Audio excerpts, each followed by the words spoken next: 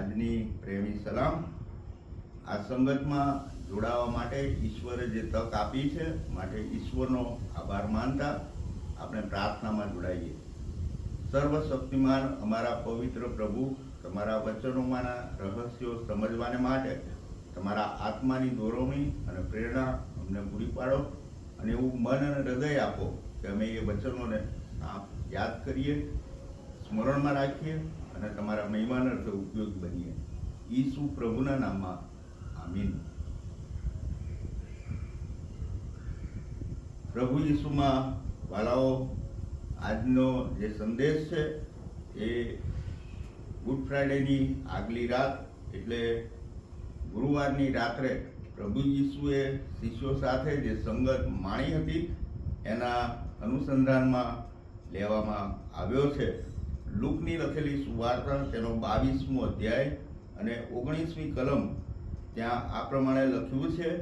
પછી તેણે રોટલી લઈને સ્તુતિ કરીને ભાંગી અને તેઓને આપીને કહ્યું કે આ મારું શરીર છે, તે તમારે સારું આપવામાં આવે છે, મારી યાદગીરીમાં આ કરો। આજનો જે વિષય છે તે એ છે કે મારી યાદગીરીમાં આ કરો।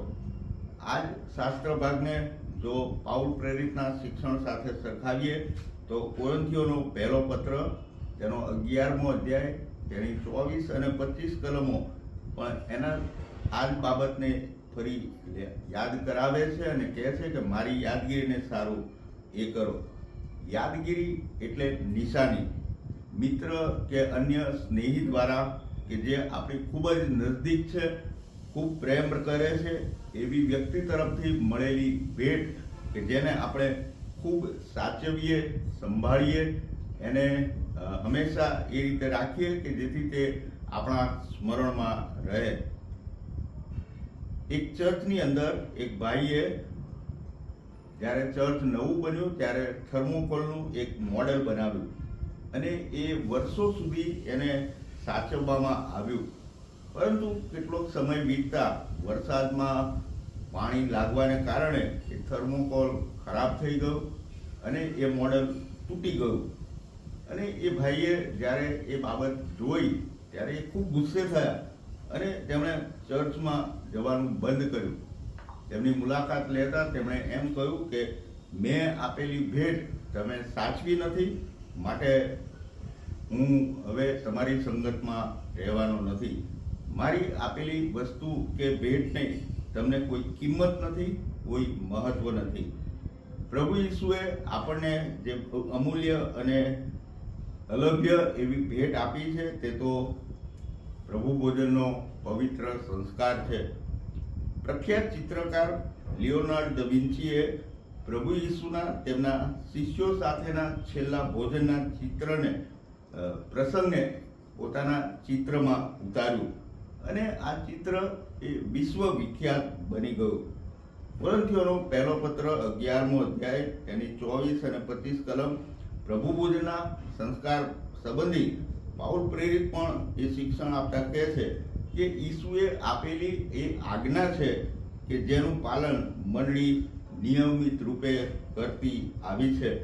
પ્રેરિતોના કૃત્યો 2જો અધ્યાય તેની 42 અને 46મી કલમ આ બાબતની પૂર્તિ કરે છે અને જણાવે છે કે મંડળી એ સંગતમાં અને ભોજન લેવામાં એક સાથે લાગુ રહી હતી। ગુડ ફ્રાઈડેની આગલી રાત્રે પ્રભુ ઈસુએ પોતાના શિષ્યોની સાથે જે પ્રસંગ ઉજવ્યો હતો એ તો પાસ્ખાનો પ્રસંગ હતો। જૂના કરારનો ઇતિહાસ નિર્ગમનનું પુસ્તક તેનો 12મો અધ્યાય અને 26મી કલમમાં આપણને જણાવે છે કે મિસરની ગુલામગીરીમાંથી મૂસા દ્વારા ઈશ્વરે ઇસ્રાયેલ પુત્રોનો મહાન છુટકારો કર્યો અને ત્યાં એમને આજ્ઞા આપવામાં આવી કે આ પાસ્ખા તમારે વર્ષો વર્ષ અને વંશ પરંપરા પાળવાનું છે અને ઈશ્વરે તેમના લોકોને પોતાના પરાક્રમી હાથ વડે ફારૂનની ગુલામીમાંથી છોડાવ્યા અને તેમને સ્વતંત્ર કર્યા એની યાદગીરી રૂપે એ પાળવાનું હતું। વચનના દેશમાં જ્યારે તેઓ આવ્યા ત્યારે તેની યાદગીરીમાં આ પર્વ પાળવામાં આવતું હતું। પરંતુ બાઇબલનો ઇતિહાસ આપણને જણાવે છે કે જ્યારે પ્રજાઓ ઈશ્વરની આજ્ઞા પાળતી ત્યારે ઈશ્વરનો આશીર્વાદ તેમના પર ઉતરી આવતો હતો, પણ જ્યારે જ્યારે એ આજ્ઞા તોડવામાં આવતી ત્યારે ઈશ્વરના કોપનો ભોગ બનીને તેઓ શિક્ષા પામતા હતા. પ્રભુ ભોજનનો સંસ્કાર એ મંડળી માટે ઈશ્વરની એ આપેલી અમૂલ્ય ભેટ છે, જે યાદગીરીના રૂપમાં આપવામાં આવેલી છે. જ્યારે જ્યારે પ્રભુ ભોજનનો સંસ્કાર મંડળી પાળે છે ત્યારે 3 બાબતો એ યાદગીરી રૂપે મળે છે. પહેલી બાબત આપણે જોઈએ તો ઈશ્વરના આપણા પર થયેલા ઉપકારોની યાદગીરી છે. ગીતશાસ્ત્ર તેનું 116મું ગીત, એની 12 અને 13 કલમ, અને ત્યાં કહે છે કે હું યહોવાના મારા ઉપર થયેલા ઉપકારોનો 100 બદલો આપું.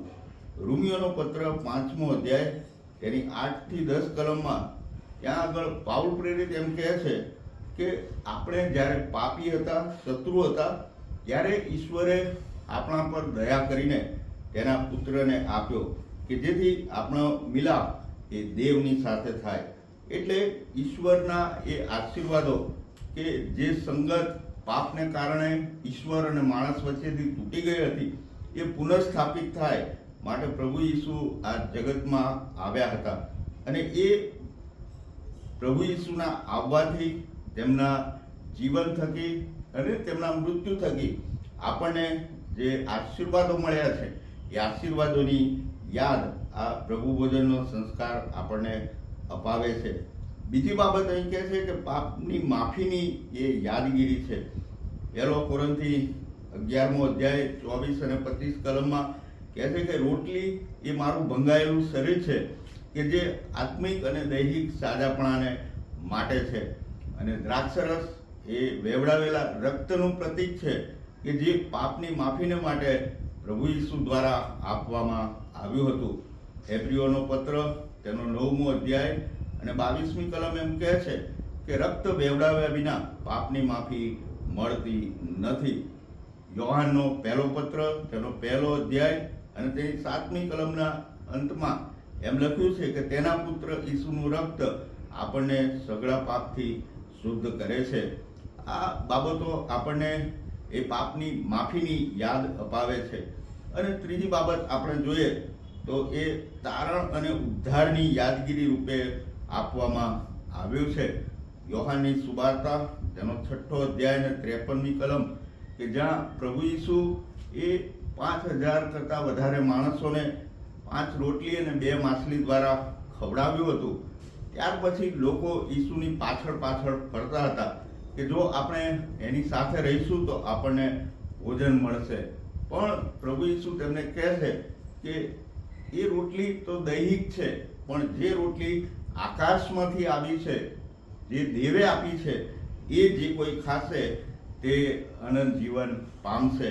અને એ 53મી કલમમાં એમ કહે છે કે જે કોઈ માણસના દીકરાનું માંસ ખાતો નથી, રક્ત પીતો નથી, તેનામાં જીવન નથી, પરંતુ જે તેને પ્રાપ્ત કરે છે તે અનંત જીવન પામે છે. અને વાલાઓ, આ યાદગીરીની વાત જ્યારે આવે છે ત્યારે આ બાબત આપણને જોવા મળે છે કે પ્રભુ ઈસુએ આ આપેલો સંસ્કાર છે, અને એ સંસ્કારનું પાલન જ્યારે આપણે કરીએ છીએ ત્યારે પસ્તાવિક હૃદય સાથે, પસ્તાવિક મન સાથે, પરસ્પર પ્રેમ રાખીને આપણે એનું પાલન કરીએ. અને તેથી જ્યારે પ્રભુ ઈસુએ આપણને આજ્ઞા આપી છે કે મારી યાદગીરીને માટે એ કરો, તો વાલાઓ આવો આપણે આ પવિત્ર સપ્તાહ દરમિયાન આપણા ઉદ્ધારનારને, પાપોની ક્ષમા આપનારને, તારણ આપનાર, અનંત જીવન આપનાર એ મહાન પ્રભુની યાદ કરીએ. ઈશ્વરના થયેલા આપણા પર ઉપકારોને આપણે સ્મરણમાં રાખીએ કે જેથી તેમની આપેલી એ અમૂલ્ય ભેટને આપણે યોગ્ય રૂપે આપણા જીવનમાં ઉતારી શકીએ. પ્રભુ એવી કૃપા આપણે સર્વને આપો. આમીન. પ્રાર્થના કરીએ. અતિ કૃપાળુ અને જીવતા ઈશ્વર, તમારા વચનને માટે અમે તમારો આભાર માનીએ છીએ કે તમે અમને યાદગીરી રૂપે પ્રભુ ભોજનનો પવિત્ર સંસ્કાર આપ્યો છે. તમે કરેલા ઉપકારો, પાપની માફીની અને ઉદ્ધાર અને તારણની યાદગીરી રૂપે એ વચનો અમને અમારા જીવનમાં હંમેશા યાદ રહે માટે અમારી સહાય કરો. પ્રભુ ઈસુના નામમાં આમીન. પ્રભુની શીખવેલી પ્રાર્થના આપણે ભૂલીએ. ઓ આકાશમાંના અમારા બાપ, તમારું નામ પવિત્ર મનાવો, તમારું રાજ્ય આવો, જેમ આકાશમાં તેમ પૃથ્વી પર તમારી ઈચ્છા પૂરી થાવ.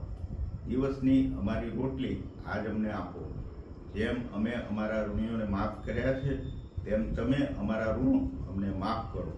અમને પરીક્ષણમાં ન લાવો, પણ બુરાઈથી અમારો છૂટકો કરો, કેમ કે રાજ્ય તથા પરાક્રમ તથા મહિમા સર્વકાળ સુધી તમારા જ છે. આમીન. હવે આપણા તારનાર પ્રભુ ઈસુ ખ્રિસ્તની કૃપા, ઈશ્વર પિતાનો પ્રેમ અને પ્રભુ પવિત્ર આત્માની સંગત આપણી સાથે અને પ્રભુના સર્વ વાલાઓની સાથે હમણાં અને હંમેશા. આમીન.